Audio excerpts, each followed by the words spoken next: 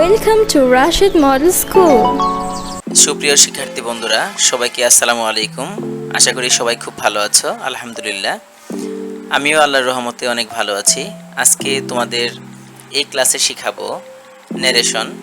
তাহলে চলো শুরু করা যাক। বক্তার বক্তব্যকে ন্যারেশন বলে। ন্যারেশন দুই প্রকার, যথা ডিরেক্ট ন্যারেশন আর একটি হচ্ছে ইনডিরেক্ট ন্যারেশন। ডিরেক্ট ন্যারেশন কি? বক্তার বক্তব্য নিজের ভাষায় উপস্থাপন হলে তাকে ডিরেক্ট ন্যারেশন বলে। যথা Rakib said to me, I am writing a book. এখানে রাকিব সেড টু মি এটি হচ্ছে একটি অংশ, I am writing a book এটি হচ্ছে আরেকটি অংশ। প্রথম অংশকে বলা হয় রিপোর্টিং স্পিচ, আর শেষের অংশকে বলা হয় রিপোর্টেড স্পিচ। অর্থাৎ এখানে এই প্রথম যে অংশ রয়েছে রাকিব সেড টু মি, এখানে সেইড টু হচ্ছে আমাদের রিপোর্টিং ভার্ব, এবং এই রিপোর্টিং ভার্বের সাবজেক্ট হচ্ছে রাকিব, এবং সেইড টু এই রিপোর্টিং ভার্বের অবজেক্ট হচ্ছে মি।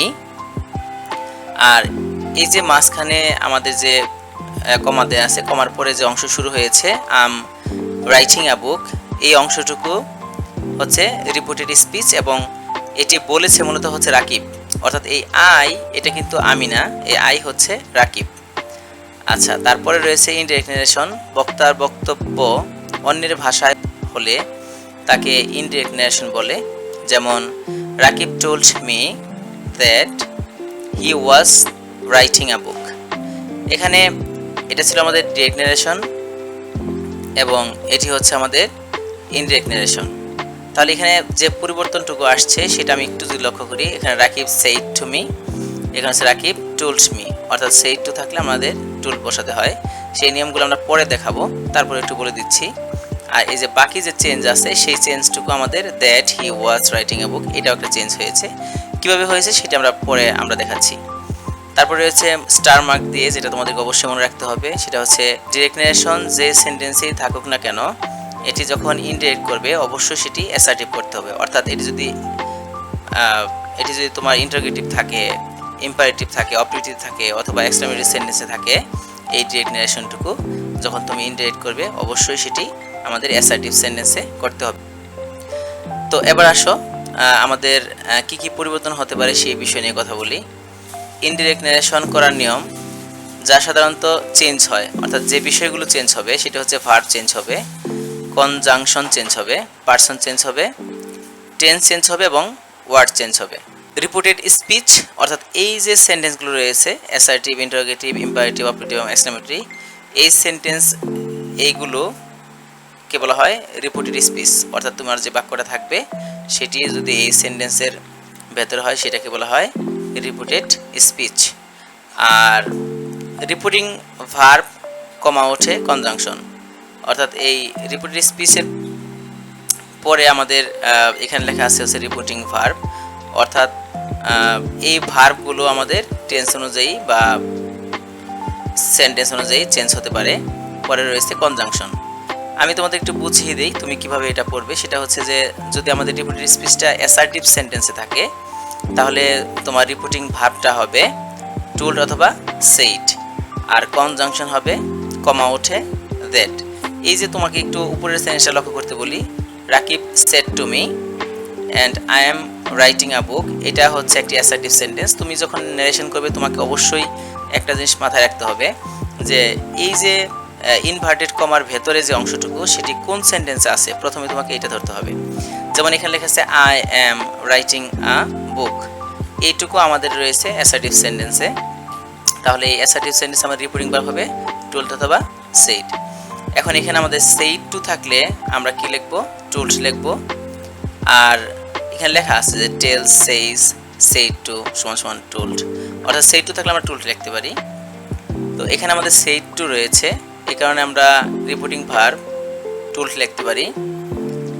আর কনজাংশন কি হবে? দ্যাট হবে। তাহলে এখানে কনজাংশন কি হয়েছে? দ্যাট হয়েছে। এটা অবশ্যই এই কমা উঠে তারপর দ্যাট হয়েছে। আচ্ছা, তারপরে একইভাবে যদি আমাদের সেন্টেন্সটি অ্যাসার্টিভ থাকে তাহলে রিপোর্টিং ভার্ব হবে সেইড অথবা টোল্ড, আর কনজাংশন দ্যাট। ইন্টারোগেটিভে রিপোর্টিং ভার্ব হবে আস্কড, আর কনজাংশন ইভ অথবা ডব্লিউএইচ। ইম্পারেটিভে reporting verb told, conjunction to অথবা নট টু, অপারেটিভে রিপিটিং ভার্ব হবে প্রেড অথবা উইস্ট, আর কনজাংশন হবে দ্যাট অথবা দ্যাট সাবজেক্ট মাইট। আর এক্সক্লামেটরি সেন্টেন্সে রিপিটিং ভার্ব হবে এক্সক্লেমড উইথ জয়, আনন্দ বুঝাইলে হবে জয়, দুঃখ বুঝাইলে হবে সরো, আর লজ্জা বুঝাইলে হবে শ্যাম, আর বিস্ময় বুঝাইলে হবে ওন্ডার, আর কনজাংশন হবে দ্যাট। এই ছিল আমাদের প্রথমেই সেন্টেন্সগত স্ট্রাকচার, অর্থাৎ এই 5 প্রকারের সেন্টেন্সে আমাদের নারেশন করতে হবে। তারপর আছে আমাদের পার্সন চেঞ্জ। পার্সন হচ্ছে আমরা জানি 3 প্রকার, সেটা হচ্ছে first person, second person, third person. First person কোন অনুযায়ী পরিবর্তন হবে? রিপোর্টিং ভার্বের সাবজেক্ট অনুযায়ী, অর্থাৎ এই যে আমাদের রিপোর্টিং ভার্ব রয়েছে এটার সাবজেক্ট কি আছে সেটার উপর ডিপেন্ড করবে কি চেঞ্জ হবে। তারপর রয়েছে সেকেন্ড পার্সন, রিপোর্টিং ভার্বের অবজেক্ট অনুযায়ী। থার্ড পার্সন এটা কোনো হয় না, থার্ড পার্সন এটা কোনো পরিবর্তন হয় না। টেন্স চেঞ্জ, রিপোর্টিং ভার্ব যদি পাস্ট হয় তবেই টেন্স চেঞ্জ হয়, কিন্তু চিরন্তন সত্য প্রবাদ বাক্য থাকলে টেন্স চেঞ্জ হয় না। বাক্যে would, could, might, should, had থাকলেও টেন্স চেঞ্জ হয় না। ওয়াজ, ওয়ার যুক্ত টেন্স চেঞ্জ না করলেও চলে। এবার আসো আমাদের ভার্ব চেঞ্জ নিয়ে কথা বলি।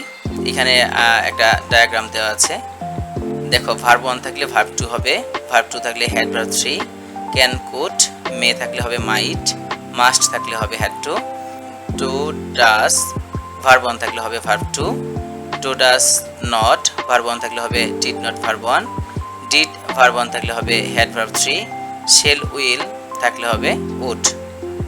ওয়ার্ড চেঞ্জ রয়েছে আমাদের,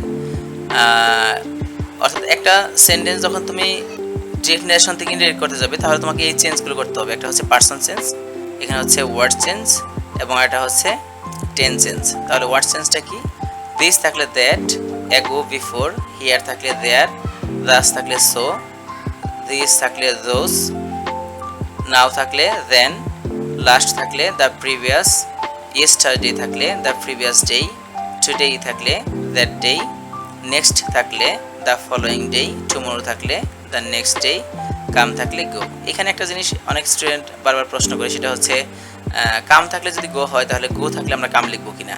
না, গো থাকলে কাম লেখা যাবে না, তোমাদের কাম থাকলে শুধু গো লিখতে হবে। এখানে আমাদের সেন্টেন্স ভিত্তিক কিছু এক্সারসাইজ রয়েছে, আমরা এগুলো তোমাদের জন্য আরেকটা ভিডিওতে দিয়ে দিচ্ছি। আজ এ পর্যন্তই, দেখা হচ্ছে পরের ভিডিওতে। সবাই ভালো থাকো, আল্লাহ হাফিজ, আসসালামু আলাইকুম। Thanks for watching. Subscribe for more updates.